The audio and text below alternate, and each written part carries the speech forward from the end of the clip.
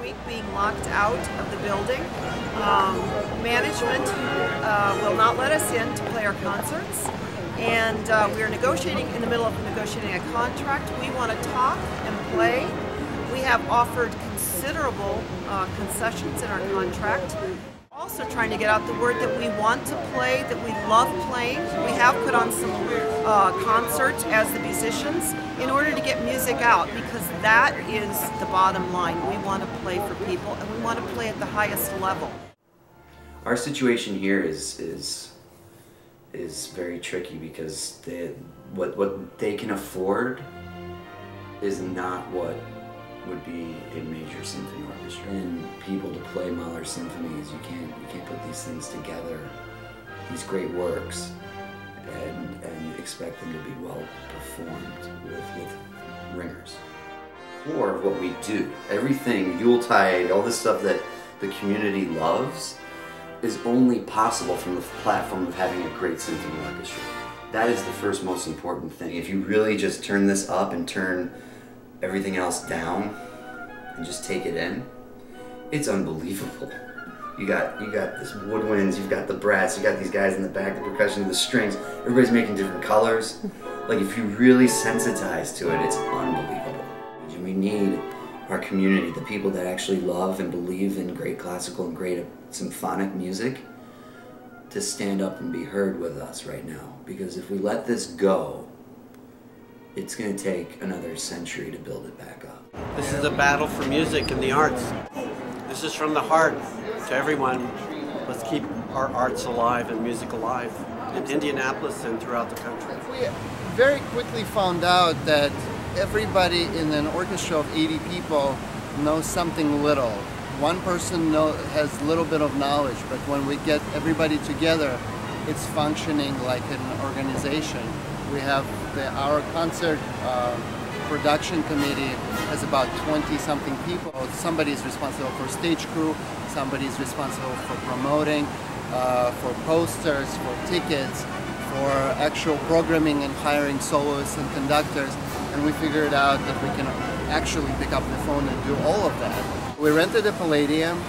We, in 6 days, sold out the entire hall. And we do everything possible to bring the public into our concert, and we found out that the audience was there. Now, you guys sold out Palladium within 6 days. Well, we put energy behind the program. But do you think they came because they felt the energy of the orchestra being very excited? Yeah, of course. So that we're scared. You're in survival mode. We're in survival mode. Point. People are scared. When you perform under that kind of pressure, which is not healthy, by the way. But there is an element to it that's important, and you have to keep that element as an artist. If you don't feel slightly uncomfortable, there's something wrong. We're used to being in a cubicle practicing and on stage performing. I had no idea of the talent and the resourcefulness that 80 people could bring to this organization of our self-produced concerts. It was amazing. We have skills that are far and wide in this orchestra, and we've been producing these concerts ourselves. We're not allowed in the hall, which means we don't have access to any of the music in our music library. We don't have access to a stage crew, a staff. We don't have access to the box office or any of the database of our patrons. So we have to go out and do all of this from scratch, start at the very bottom, and develop all of this ourselves. We have to find the venue to perform. We have to find the conductor. We have to find the soloist. We have to line up music. We have to do all of our own promoting, which is difficult when you have no budget to promote. We can't advertise the traditional ways, so it's strictly by word of mouth. But the experience of it, the show, when we finally get there and we're on stage and all the small nuts and bolts that we've tried to tighten and make sure are all good, the experience of playing this repertoire, like this last one's Pictures at the Palladium, and Andre Watts played Beethoven, come on. It's taken on a whole new meaning. It's amazing what a little sheer will and determination can do. Oh, the Palladium concert was such a heartwarming experience for everyone present. We had to pay for the Palladium, but we had overwhelming support, and we were able to donate $2,000 to the New World Youth Orchestras. So let me make this clear. You guys are not getting paid, you don't have health insurance, but yet you're donating some of the proceeds to other organizations. That is correct. And what is the reasoning behind that? Well, the other organizations need it, and we are responsible members of our community. The current actions of the board have united this orchestra more than the meanest conductor ever could.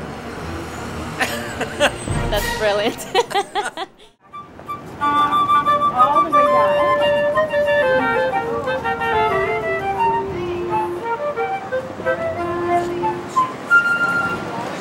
Tirelessly working on connecting with colleagues across the country. We're very excited about the amount of support and love and willingness from so many artists that mean so much to us and we respect so much.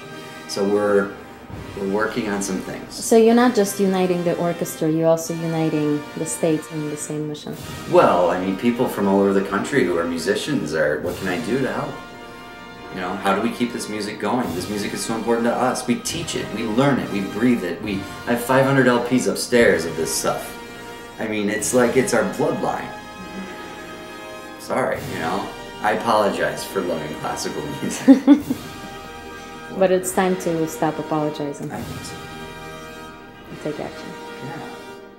You know, the common thing to say right now is classical music is dying out. Do you believe that? No, I think it's horseshit. I think that's the dumbest thing I've ever heard.